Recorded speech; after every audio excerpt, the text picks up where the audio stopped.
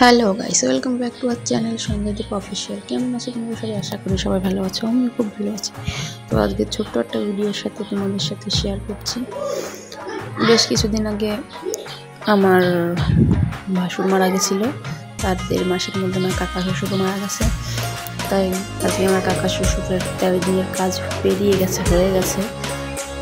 মানে দশা, শ্রাদ্ধ, শান্তি সব কিছুই হয়ে গেছে। তার জন্য আমরা পুজো দিতেও পারছিলাম না। তাই আজকে আমরা ঘর টর মুছে পুজো দেবো। তার জন্যই ফুল তুলছিলাম গাছের থেকে।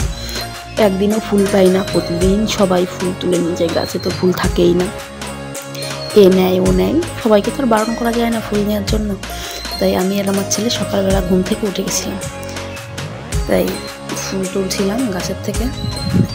তখন বাজে 5:49। তো তখন ঘুম থেকে উঠে গেছিলাম, ফুল তুলছিলাম।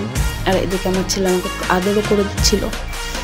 তো আদর ঠাদর করে আমরা চলে গেছিলাম ঘরে। ঘরে ফুল রেখে এসে, তখন ফুল রাখিনি, হাতেই ছিল।